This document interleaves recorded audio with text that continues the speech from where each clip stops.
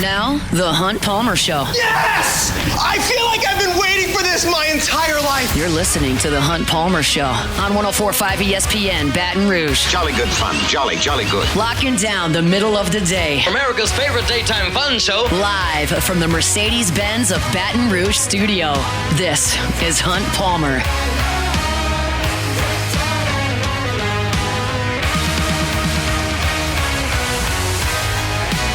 Welcome in. Hunt Palmer coming to you from the Mercedes-Benz of Baton Rouge studio downtown in the capital city on this Thursday. Brought to you by Sagrera Farms Premium Beef. Got Jacob Beck and Cassie Spazzali back there on the ones and twos and fired up. You're hanging out with us here as we are working towards the weekend. Lots to do on this Thursday. 15 minutes from right now, we'll go to Luke Johnson, who is covering the New Orleans Saints. Excited to talk to Luke about a story that he's working on and has been over the last week or so. Joe Healy, D1 Baseball's SEC Extra Team, will set the stage for the SEC weekend to come at 1:30. Coastal Carolina is giving away free concessions. I want to talk about that. We'll do it a little bit later on in the show. I want to look at the roster construction of these Final Four teams and how they've come together. What are the elites in college basketball doing, and what can LSU learn from that? Chris Blair from Norman, Oklahoma, an hour and 15 minutes from right now. Let's start this thing up talking LSU and Oklahoma with our Genesis opening drive. It's time for Hunt's Opening Drive, presented by Genesis of Baton Rouge. You know, weirdly enough, the LSU-Oklahoma rivalry has provided some amazing moments over the last 10 years, 12 years, if you really want to extend it to the actuality of it. But in the recent past, LSU and Oklahoma played in Houston in the Astros Collegiate Classic in 2022, and Jordan Thompson had a walk-off home run in the 11th inning. Pretty dramatic game in that season. You go back to 2020, right before COVID shut down the whole world. I was in, at that point, Minute Maid Field and watched Dylan Acker throw a no-hitter against LSU for Oklahoma. It was dreadful. I hated every second of it. People always go, oh, you get to see a no-hitter. Was that cool? No, it wasn't cool. My team didn't get a hit for 2.5 hours. But it was noteworthy. And then if you go back to 2013, which now 12 years ago, to me, the best ball game ever played in the new Alec Box Stadium in its now 16-year history took place in the Super Regional, Aaron Nola, Jonathan Gray, LSU, Oklahoma, Game 1. It was every bit as dramatic and intense and well-pitched as we thought it could be leading up when you had two guys that would eventually be top 10 selections in the Major League Draft dueling that night at the box. And Aaron Nola bettered Jonathan Gray that night. LSU won the game 2-0. Nolan threw a complete game shutout. LSU finally broke through against Gray in either the 7th or the 8th inning. Jacoby Jones hit a big triple. Tyler Moore had a big hit into right center field. I was in the press box that night, and again, it's my favorite game that the new box has ever hosted. And that was LSU and Oklahoma. And now they'll do battle tonight as conference rivals. And while it's not Gray and Nola tonight, you're looking at one of the best pitching matchups in college baseball tonight. If you go over to D1 Baseball's page today, you'll see that they've released their midseason All-America teams. You'll see the National Pitcher of the Year at midseason is Kyson Witherspoon of Oklahoma. He will start tonight. You'll see second team All-American, Cade Anderson, LSU. He will pitch tonight. Now I want to talk about Kyson Witherspoon here briefly. I've watched him a lot this year. I got word. Well, I didn't know who Kyson Witherspoon was last year. I didn't know who one of Oklahoma's weekend rotation guys was. He's pitching in the Big 12. I follow the SEC very closely, as I think y'all know. I don't know what's going on day-to-day in the ACC, the Big 12, or the Big 10. I can find things out. I know some things that are going on at Clemson right now. They've got one of the best players in the country in center field. And I know that Jamie Arnold at Florida State's sensational, but I don't follow the whole country until I need to. So I didn't know of Kyson Witherspoon last year, but I heard about him quickly in the offseason and made a point now twice this year to watch full outings of his. And he's legit. He's really good. Witherspoon last year was a good pitcher for Oklahoma. Struck out 90 in 84 innings, was a solid piece to their rotation. And he went over to Team USA and was great. And he went to Cape Cod and was great. And he came back and he has pitched in the first 7 weekends of this season, and he has been great. His fastball is up to 97 miles an hour. It comfortably sits 95, 96. And then he has got a devastating, short, hard slider that really tunnels well with that fastball. The fastball is going to ride, and the slider is going to bite a lot. He will throw a curveball. Like, the slider's like 90 miles an hour. He'll throw a curveball at like 78, 79 that kind of loops, but it's just for effect. It's not like a devastating pitch, just to keep that in the back of the hitter's mind, but he wants to go with power stuff. And I can tell you how LSU teaches hitting. They teach where you watch the ball out of the hand, and for them against Witherspoon, the key is going to see the ball up. Because if you see something down towards the knees, it very well could be that slider that's going to disappear. And if you try to swing at that pitch, you're going to have no chance. So to hit against Witherspoon tonight for LSU, they're going to have to see the ball elevated at or above the belt. You're going to have to attack fastballs when he makes mistakes, and then you're going to have to be disciplined enough to understand when that slider is going to disappear. And all of that is very, very, very much easier said than done. The arm that LSU sees tonight is as good an arm as they will see all season long. Liam Doyle is certainly in that equation for Tennessee. You'll see him in a few weeks. And there are others in the Southeastern Conference that are very talented. And LSU saw Pico Khan last week, who's very good. But Kyson Witherspoon is probably going to be the second highest drafted pitcher that LSU sees. I think Doyle will probably be first. He's left-handed and throws a little bit harder. But either way, it's splitting hairs. Witherspoon this year has been really good. Now, Alabama got to him better than anyone else has this season last week. He threw 4 innings. He gave up 5 hits and 4 runs. 3 of those were earned. He struck out 6, and he walked 3. I told you last week before LSU faced Mississippi State that Pico Khan outdueled Kyson Witherspoon the week before that when Oklahoma and Mississippi State played in Norman. That game, Kyson Witherspoon, in a game that Oklahoma lost, he threw 6 2/3 innings against Mississippi State, gave up 5 hits, 2 runs. Only 1 of the runs was earned. He struck out 11 and walked 1. For the season, Kyson Witherspoon, 64 strikeouts to 10 walks. It's been a really, really good go for him. So this is, I think, exciting if you're an LSU fan to see how LSU matches up. I thought LSU did a really good job against Jared Spencer 2 weeks ago in Austin. I thought LSU was not great against Pico Khan. They did hit the 2 home runs, and that matters, and Anthony Ianson made it stand up to his credit. He gave way to Zach Cowan, who was it Cowan? No, it was Kazan Evans in that game, who was great, and you won the game 2-1. But you'd like to do a little bit more damage than they did. They'll get an opportunity against a true SEC ace tonight. As far as Cade Anderson goes, he's got to be a little bit better than he was last week. His bugaboo this year has been the home run ball. Gave up 3 against Mississippi State. Texas ran 1 out of the yard on him. That's been something that has plagued him just a little bit. It hasn't been a consistent hit barrage. It's been guys hitting mistakes out of the ballpark. And Oklahoma's not a huge threat to do that. They're 11th in the SEC in home run hitting, so they don't do a lot of slugging, which is a good thing for Cade Anderson. And another positive thing about this matchup, Oklahoma far and away leads the SEC in stolen bases in attempts and steals this year. They are 13 clear of second-place Kentucky as far as stealing bases. They want to run a lot. And while I don't know if Luis Hernandez is an elite catch-and-throw guy, Anderson's left-handed and has a very good move. So as long as Cade Anderson's in the game, you can neutralize to an extent Oklahoma's running game. Now, as quickly as you go to Zach Cowan, as quickly as you go to Kaysen Evans, as quickly as you go to Maverick Rizzi, that advantage goes out the door. They will run against those guys if they get them on base. And I'm more concerned with some of the guys down the line in LSU's pitching staff. You're talking about Rizzi, talking about Schmidt, who's probably not available to go in this game after pitching on Tuesday.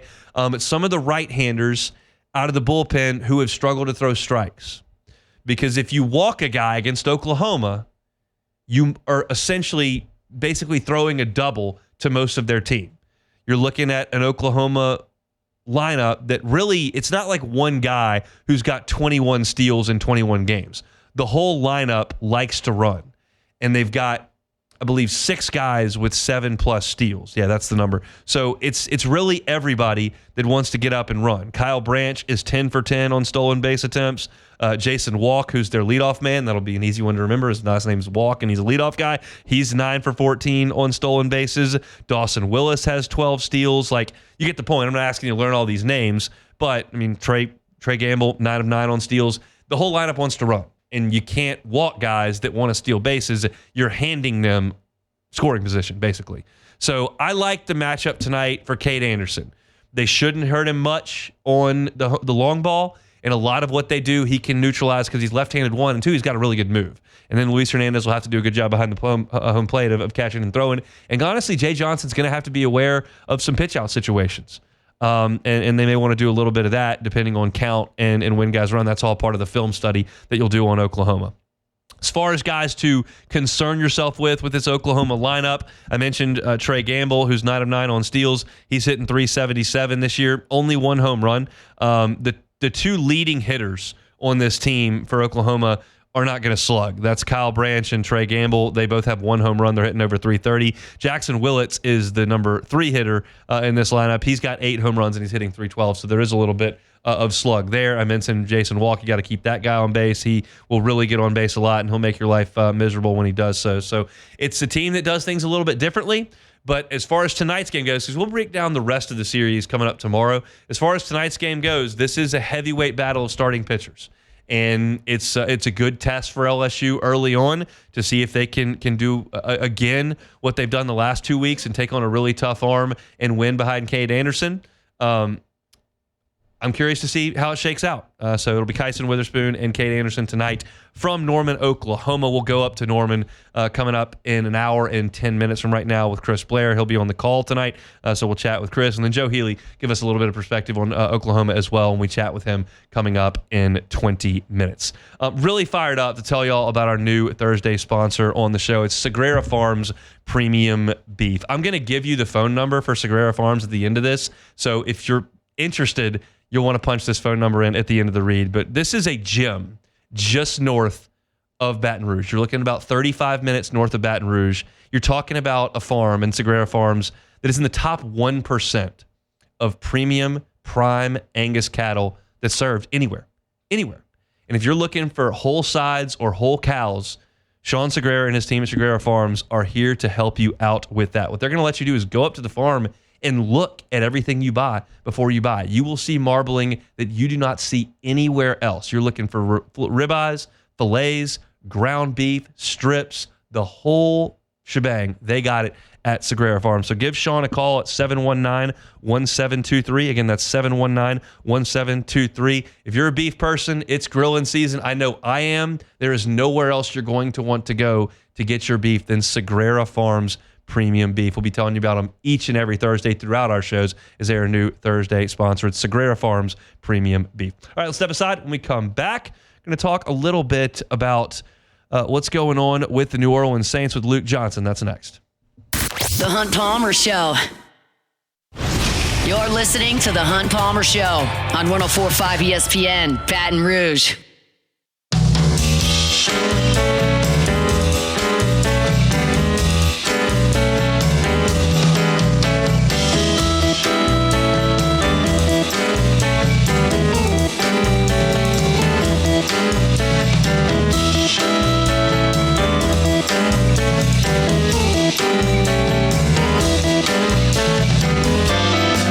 Thursday shows brought to you by Sagrera Farm Premium Beef. Time to go out to the Jim's Farms hotline, talk to our guy Luke Johnson, covers the New Orleans Saints for the Advocate. Good enough to give us a few minutes here on this Thursday. Luke, how are you? I'm doing great, man. Thanks for having me on, as always. It is our pleasure, as always. This is unimportant, I think, to most Saints fans, but not to you, and to an extent, not to me. I'm just curious your thoughts. I've now listened to Kellen Moore talk a good bit. I don't get the sense y'all are going to get a ton of electrifying quotes. Am I fair in my assessment? I think that is the assessment I am going to carry into the season. Yes, I'm going to not anticipate getting like anything that is going to really generate headlines for NOLA.com from old Kellen Moore. So the question is, like, have y'all been able to then determine anything about the way he wants to do business around here, and whether or not that's any different than how Dennis Allen handled business? No, I don't think you really can from his public statements. You know, I think you can get a sense of what he wants his teams to be based on his history as a coach and what his offenses have been. But in terms of like really like what is his personal philosophy for what this team should look like. I think it's really hard to get a grasp on that before you see it. I'm curious now, and this is, again, maybe probably a question we can't answer until we see a little bit more, but like, how much influence do you think he has in New Orleans? I think we all feel like Sean Payton carried a pretty big stick when he was walking around. I don't know about Dennis Allen. What's your sense on Kellen Moore?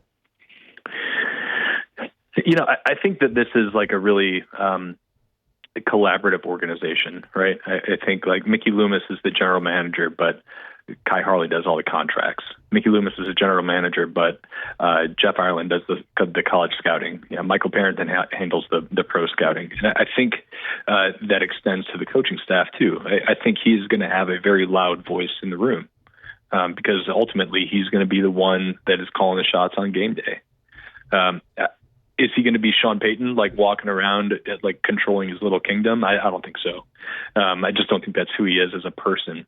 But I do think that his voice is gonna carry a long way in that building, even if it's not like this particularly loud voice. How ready do you think he is, based on what you've been able to gather? I think he's pretty ready, man.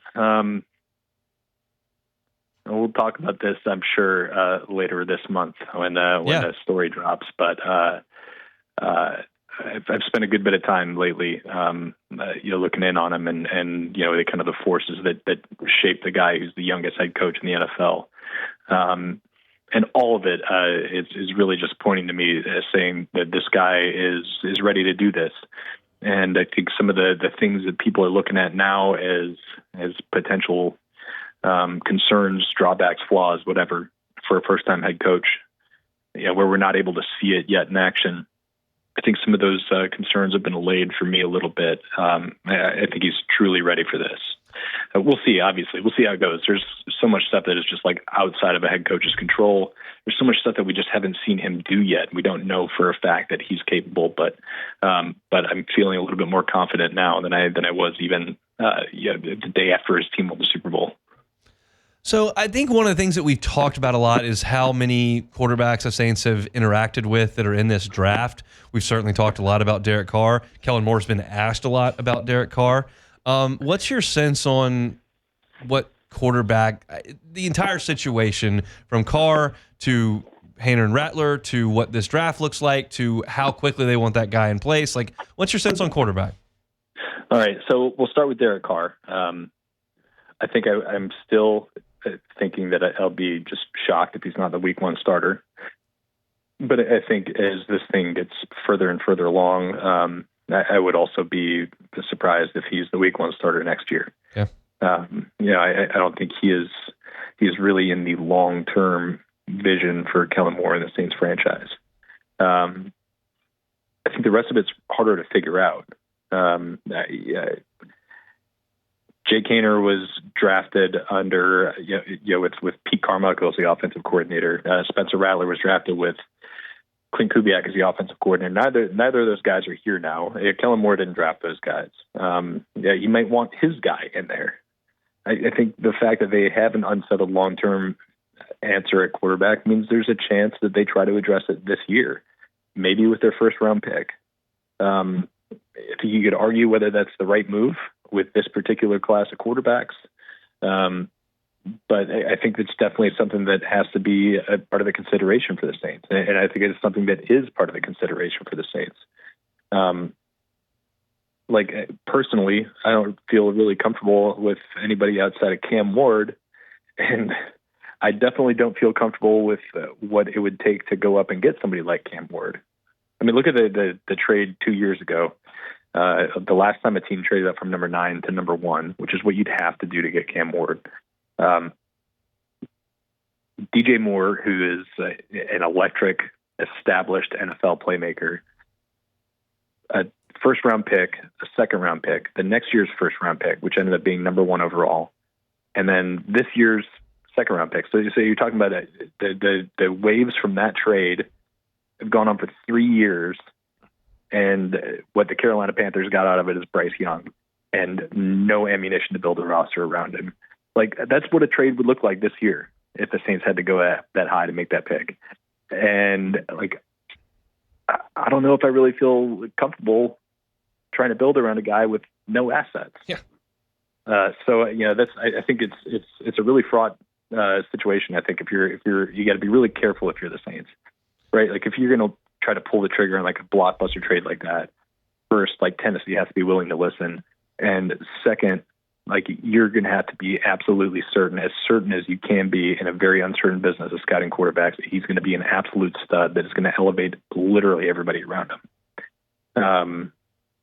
And if you're not going to make that sort of move, I don't know. Like I think everybody else in this class has like a lot of warts, a lot of stuff that would kind of scare me if I was a talent evaluator. And there's just like, this is a team that has such a huge need for good young players. Like I don't know if I'd feel comfortable taking a big swing when you could end up with a big miss on your hands. Here's a question I haven't asked you yet, and I agree with everything you just said. But the question I have is, we feel like Mickey Loomis continues to operate this thing as if the Saints are really close to winning, and no one else on the outside believes that to be the case. I'm curious if you think that shapes the expectation he has for success early in the Kellen Moore era. It's an interesting question because, like, while he is very much like a guy who sees this team as close, I think you also have to just acknowledge that this organization is incredibly patient, maybe sometimes to a fault. And like, I think if Kellen Moore goes out there and the team falls flat on his face, I don't know if it would be fair of Mickey Loomis to start pointing the finger at the head coach, because at some point, like that's got to get directed back at himself. I made the point on one of our podcasts a couple of weeks ago that like I think this season is going to be a referendum on the roster because he's out here claiming Dennis Allen was a good coach. It never worked with Dennis Allen here. They lost 7 straight games before they fired him, and there's a lot of reasons they came up with that. But if it doesn't work under the guy you handpicked, and a guy who I think widely is viewed as a very good coach in the league, who assembled a really nice staff around him, then that's the roster. That's the roster not being as good as you think it is, and they got to take a serious look at that if that's what ends up happening. Luke, I know you're taking a couple of weeks, so we'll catch up down the road. Enjoy some time away, and we'll be on the lookout. Sounds good, buddy. Talk to you before the draft. Sounds good. That is Luke Johnson, Saints beat reporter for The Advocate. I'll just kind of tease a little bit here. Luke's got a great story coming out on Kellen Moore that you'll definitely want to check out here in the coming weeks. It's not one that's going to be just like 4 inches in your paper. I don't know if anybody even goes by inches anymore because everything's online. Really? It's an old writer line. But I say not only do how people, else would I do word count? I'm not as good with that. I'm not sure what the word count sound. I know it's not going to be 200 words. No, but either way, the fact that you said inches, when people, not only do people not read the newspaper anymore, but also you only know that it's going to be a detailed inches. Feature story on Kellen Moore. You only know that it's inches unless you were literally a writer. That's the only way. Which I was. So you got to draw from what you got. So yeah, it's going to be a really detailed story, and I can't wait to check that out from Luke. So we appreciate a little bit of time from him. Our Thursday show is brought to you by Sagrera Farms Premium Beef. We'll come back with Joe Healy talking SEC baseball. That's next.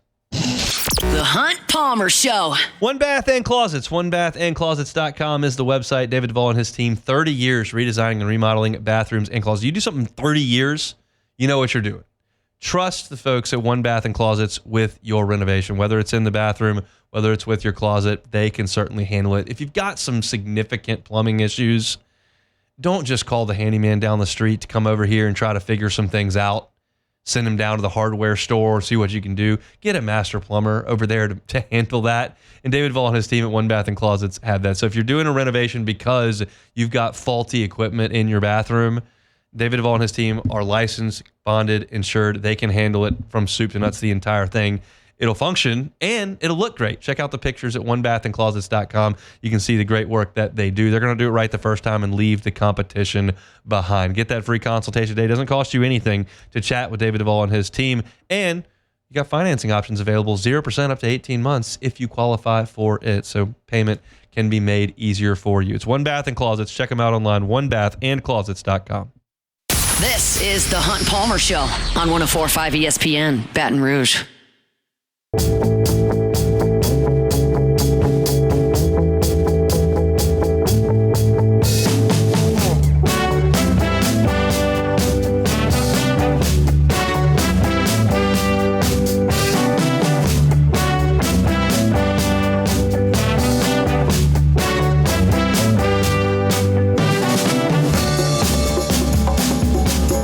LSU and Oklahoma tonight from Norman. LSU's first trip up there as a conference foes. Looking forward to seeing how that field plays. It's a turf field, and according to folks that have played there, it is really, really fast. It's a fast turf infield, not quite like Dish Falk over there in Austin. Not going to be an intimidating crowd for LSU over the weekend, just about 3,500 in capacity there in Norman. But it's a good baseball team and certainly a great ace on the mound tonight for the Sooners. LSU will counter with one of their own in Cade Anderson. To talk about that and all the action in the Southeastern Conference, it's Joe Healy, he of D1 Baseball's SEC Extra Team. You can find him on Highway to Hoover, wherever you find your podcast, and he's here on Thursdays. Joe, how are you? Doing pretty well, Hunt. Happy to join you again. Glad to have you. Let's talk about the standings as a whole. I look at this and I'm going, good grief. Everybody's either 8-1, 1-8, or 0-9. That's like half the league is in that kind of position after 3 weekends. What do you make of that? Well, I think the result of it is going to be that we've had a lot of discussion about, especially with men's basketball getting 14 teams in, about how this might happen in baseball. And I do think there is a future where we could see that. I just don't think this is the year, just given that the bottom of the league feels like there are some teams that are just going to get caught down there and they're just not going to be good enough to climb their way out. So the middle is not strong enough in this league, I don't think. But I'm not really sure what to say about why this has happened, except that the rich kind of continue to get richer in this league, perhaps. And maybe that's just what it is the top of the league is just so talented now that if you're anything, if you're 20% less talented and play like it, you can really dig yourself a hole. But I'm not really sure I totally believe that. So I don't know. It's definitely something I got to think more about. But the result is that this is probably not going to be a record-setting year in terms of NCAA bids for the league. Pick me an NCAA tournament team of the 1-8s, Texas A&M, Mississippi State, and, of course, the Florida Gators. Who can make the tournament from that spot? Well, I'm going to eliminate South Carolina. I just don't think they have the guys. I think Texas A&M is just kind of a dead team walking right now, so I'm going to eliminate them. I guess I'll still go Florida, but I believe that less and less as time goes on. And the reason I believe I'm picking Florida here is less because of the players and more because they've already played Tennessee and Georgia. And so I feel pretty good about the rest of their schedule just relative to what it could be. But they're losing guys left and right. Cade Curlin now done for the year. Liam Peterson missed a start again. Pierce Capola has kind of been one of those mystery injuries where nobody seems to have any sort of information, which always kind of makes me a little bit nervous. But they've already played, two of the 3 or 4 best teams in the league, and they're still crazy talented at a lot of positions. So if you made me pick one, I'm going that direction. But, man, I don't feel great about it, certainly.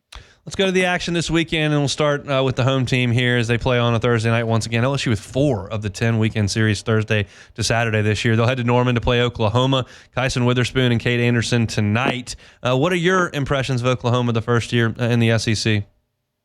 Yeah, they really held their own. Like, I did think, now this program's come a long way just in a short period of time in terms of getting better, so I thought they were pretty well prepared to compete, but you never know. I thought there was a scenario where they'd get in the league and maybe it would be like, oh, okay, they still have some room to grow here and some ground to make up, but that really hasn't been the case. I mean, they've been in pretty much every game they've played. I think they've come out of it nicely to where they're still in position. Hey, you continue to win at this clip, you're going to be talking about hosting. I mean, that's just the reality of it. So I think they're in good shape from that standpoint. Pitching staff after Kyson is a little bit of a question mark at this point, which is not what I expected to be saying, because that was the part of their game that I think folks felt best about going into the year, myself included. But Malachi, his brother, just hasn't been very consistent in the rotation. The Cam Johnson experience for Oklahoma has not gone a whole lot better in conference play than it did last year at LSU. Jason Bowden was supposed to be one of their big bullpen arms, and he's never really totally come around. They've got some bright spots on the mound, too. Don't get me wrong. Kyson, Dylan Crooks is a really talented pitcher. So they've had some positives, but it hasn't all been sunshine and rainbows there in a way I think they thought it would. The offense has overachieved, I think, their talent level to my eyes. So I do think there is a little bit of reversion to the mean perhaps happening right now. And as SEC play continues, they've dealt with injuries at the top with Trey Gamble. He left a game last weekend again. When he's been in the lineup, he's been their biggest catalyst. The big thing is, you're just going to have to be able to slow down the running game. Some teams have been able to do it. South Carolina was able to do it, even though their catching situation isn't great. So you can do it, but if you don't do it, you're going to be in for a long weekend. Yeah, LSU will start with a lefty with a really good move this weekend. That's a good place to start from. But the rest of the guys, I'm a little bit concerned with Oklahoma. So we'll see how that all shakes out. Let's look at other places in the conference this weekend. Top 5 matchup in Austin, Georgia and Texas in a battle of 8-1s. How big a deal is it first that Texas is losing last year's Big 12 Player of the Year for the rest of the regular season? And then 2, how do you handicap this weekend? Yeah, I think first of all, I think it's big on the injury front, just because he's so much of a centerpiece of what they're doing there. Because besides him, you've got some guys who are really talented but inconsistent, like Will Gasparino, who was the SEC Player of the Week last week, but could also just as easily go 2 for 20 this week, right? You've got Jalen Flores, who's a nice offensive player, but isn't the run producer that some others are. And when you add in the fact that Rylan Galvan, their catcher, took a foul tip off his hand, and so he's been DHing, and that kind of moves the lineup around. And Adrian Rodriguez, their talented freshman third baseman, they're kind of 50-50 on whether he's coming back this weekend. So right now they just are really kind of beat up. And so given that, I really like Georgia's chances here, because I also think, in addition to Georgia just being so dangerous offensively, I do think they're starting to move in the right direction on the mound. It's not perfect, but moving Brian Curley into the rotation has helped. Colton Smith hasn't given up a run in SEC play yet. If he's not in the rotation this weekend, I think he will be soon. So again, they're still working through some things, but I think they're headed in the right direction on the mound. So even with a road series, first time Georgia's ever been to Austin. I was kind of surprised to find that out, but first time they've ever played in Austin. But I think they're going to be able to handle business there. The winner of that weekend has got such an incredible springboard to a national seed. I mean, you're talking about somebody that at the very minimum would be 10-2, 12 games in. It would be hard to mess up a top 8 seed from that spot. Yeah, it kind of reminds me a little bit last year of very different teams. I'm not comparing the teams or the talent. I'm just comparing the place and the standings they are. Last year, Kentucky got out to that really quick start right up until they lost that series against Tennessee midway through. And it was, for someone like me who was, a little bit skeptical on if they'd be able to live up to the previous year, it was kind of a realization to me of, they're going to have to fall on their face to really not be a national seed here. And of course, we saw that they were, but it feels pretty similar to me where, yeah, to your point, you come out of that weekend with a series win and it feels like, man, things would really have to get sideways on us for us to not end up playing, home baseball the first 2 weeks in June. Joe Healy's with us every single Thursday. D1 Baseball's SEC Extra Package you can find online and wherever you find your podcast. Highway to Hoover, always a must listen for me every single week. Ole Miss and Kentucky in Lexington. Ole Miss is a top 10 team right now. They're 6-3 in the league. Kentucky is 4-5 and kind of doing a lot of the things they did last year, but not maybe quite as effectively as they did last year. What do you think about those two teams right now? Yeah, I think it's a great way to put it on Kentucky, like doing a lot of the same things, just not quite as well. And I think I've had moments this year where I watch them play, and it makes me appreciate more just that they really got it right with the roster construction the last couple of years, because last couple of years they've made every routine play. The baseball IQ was through the roof. The chemistry was through the roof. Were they the most talented team? Obviously not. But they got it done because of all those intangible things. This year, you kind of remove some of those intangibles from the equation, and suddenly, it's a team that you can't quite count on as much. So I actually think it's one of those deals where with Ole Miss, I think their record is better than they are. I think they're getting away with it a little bit on the mound where they've given up a bunch of runs, but they always seem to score enough. Whereas Kentucky, I think actually because they had some things go against them in Auburn where they could have easily won that series and didn't, I think they actually might be a little better than their SEC record. I think you could easily flip those two teams and it wouldn't look crazy to me. Ole Miss is dangerous, but I think this might be a weekend where they might get got because they really kind of have been skating by a little bit this season, which, look, they don't have to apologize. Like, you have to do that in the SEC. You have to win ugly. And they've shown that they can do that, and I think that's a skill. This would have been like the premier series in college baseball as of February 14th, and now we look at it as maybe the best team and one of the worst teams in the SEC as Tennessee welcomes A&M to Knoxville in a matchup of the College World Series final last year. A&M is scoring some runs over the last 7 days. Do they have a chance to go up there and win 2 games this weekend at all? I mean, I would put it at something like 5%, It just, if you want to look for let's make the case here. Like, let's squint and try to figure it out. Like, Liam Doyle's ERA in SEC plays over 6. Yeah. So he's not been untouchable. South Carolina touched him up last week, and I like A&M's offense even in its current state more than I like South Carolina's. Marcus Phillips has pitched well, but he's kind of unproven. You've got freshmen on Sunday for Tennessee. the offense is very, very good for Tennessee, but it doesn't have a Blake Burke and a Christian Moore, and Gavin Keelan's been hurt. And so could it happen? Sure. But like I said at the top, A&M just feels like such a dead team walking. And I think you saw it a little bit, by the way, in that series last weekend against Kentucky, where, look, no matter what you feel about the way that game was managed by Nick Mingione and his staff to kind of basically run out the clock on the drop dead time, no matter what you feel about that, the reaction that Michael Early and his staff had from the dugout, I think shows you everything you need to know about how much pressure that staff is feeling. Because, yes, that is frustrating, but also you're down 5 runs in the 8th inning with 2 outs. Like, the idea that is the reason you lost that game, I think, is just kind of not the case. But it just does show how tightly wound they are right now. No question about that. A team that's not very tightly wound is Arkansas. They're just crushing the ball. They play Missouri in Fayetteville over the weekend. It feels like they're knocking on the door of 11-1. How good is this Dave Van Horn team? Very, very good. And it goes without saying, and I haven't totally put my finger on exactly, is it just that the players are better this year? Is it that, which I think yes is the answer, but is it just that? Is it also that something in the approach has changed? I don't have my finger quite on that. I'm going to go to the series they play in Athens here in a couple weekends, and maybe I'll get some more answers there, but they're just so good. And obviously I have no dog in the hunt within the SEC, but it is nice to see that a little bit of indication for Dave Van Horn, because I thought, and I was kind of lurking in this area before, but I'm glad I didn't go all in on maybe things have changed in Fayetteville. So it is kind of nice to see that Dave Van Horn still knows what he's doing. That's kind of a nice thing to know that things haven't changed that much. But yeah, if they're going to hit like this, it's hard to imagine anybody but Tennessee maybe slowing them down in this league, because it's a really, really well-rounded team, and maybe a way that only Tennessee in the conference really strikes me. Arkansas at Missouri, Arkansas at Georgia, they better bring a lot of baseballs to that weekend, because they may lose quite a few at Foley Field there. Joe, we appreciate the time. Enjoy the baseball weekend, and we'll talk this week. All right, on UTC, buddy. Joe Healy, D1 Baseball's SEC Extra team. Yeah, as I look around the SEC and I realize that LSU still got to play 3 with Tennessee, still got to play 3 with Arkansas.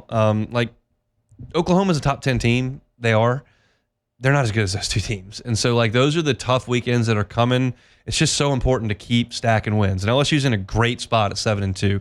If they can go up to Norman and come back at 9-3, that just would be such a great spot to be in at that point. But that's something you got to go take care of your business with starting tonight. So LSU and Oklahoma, 6:30. I think it's maybe 6 o'clock first pitch. 6 o'clock first pitch. So we'll talk about that a little bit more as time goes on. We'll come back and close out the hour coming up next. The Hunt Palmer Show. Genesis of Baton Rouge. GenesisofBatonRouge.com is the website. Every single new purchase of a Genesis at Genesis of Baton Rouge is going to come with a 10-year, 100,000-mile warranty. 10-year, 100,000-mile warranty. Also, 3 years complimentary valet maintenance. So if you're looking to get your oil change, looking to get that air filter replaced, get the wipers done, wiper fluid, whatever the case may be, and that's not your favorite thing to do to knock out a whole morning, let them do it valet. They'll come to you, grab your vehicle, bring it back to the dealership, take care of it, bring it right back to you. That's just part of being a Genesis driver. The location of that dealership, Airline at Piku. Stop on by. If you're in the market for a vehicle in Baton Rouge, you're probably going to be on Airline Highway. Why don't you just stop off and check out the dealership right there at Piku. It's Genesis of Baton Rouge. You can start your car buying process online at any time at GenesisofBatonRouge.com. GenesisofBatonRouge.com. You're listening to The Hunt Palmer Show on 104.5 ESPN, Baton Rouge.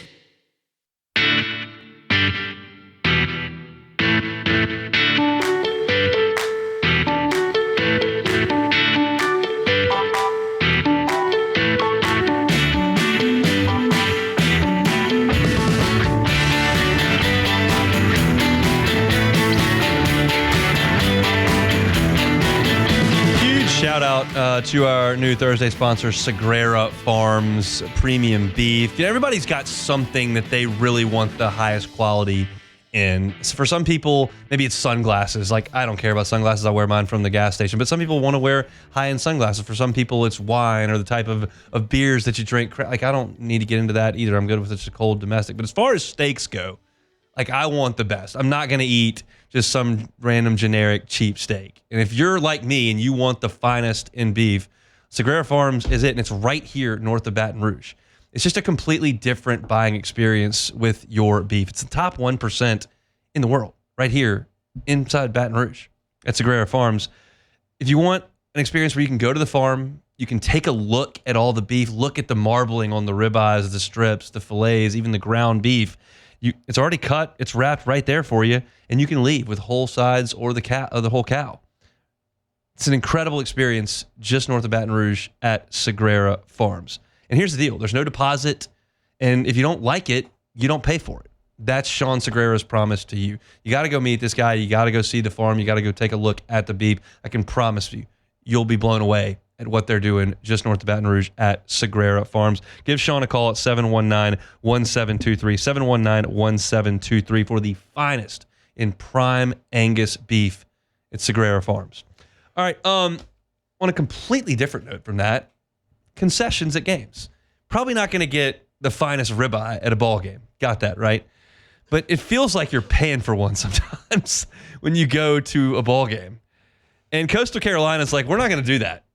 And Coastal Carolina decided at football games coming up this fall that you're going to get free concessions to an extent.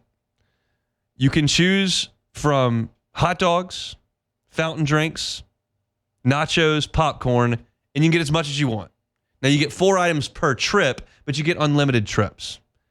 And I don't know how realistic this is for everybody. Coastal Carolina averages about 21,000 fans, and they're probably trying to drag people to come to these games. LSU doesn't necessarily have that problem. The Saints don't necessarily have that problem.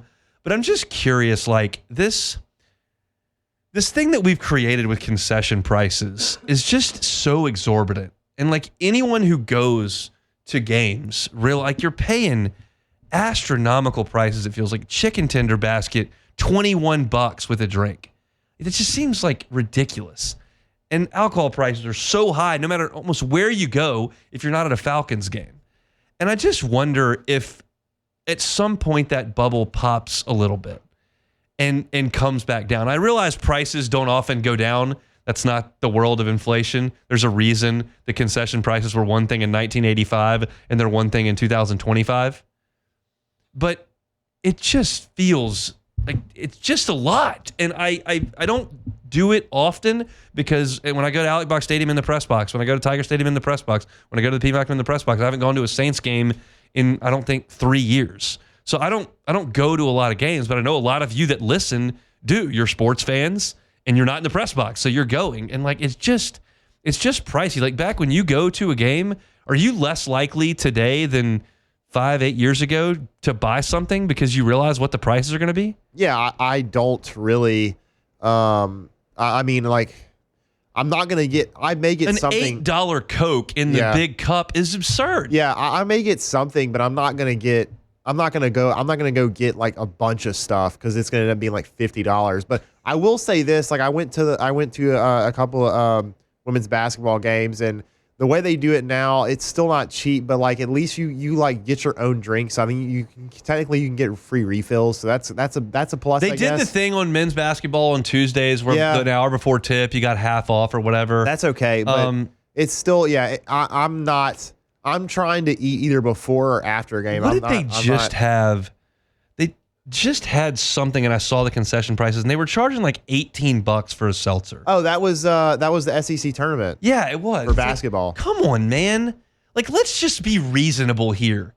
And I gotta think, because the Falcons have done this, I have to think if you cut that price from $18 to $7.50, that you would sell. They have astronomically more. Oh, the Falcons have. They've said that they have made their numbers are better since they went down in price.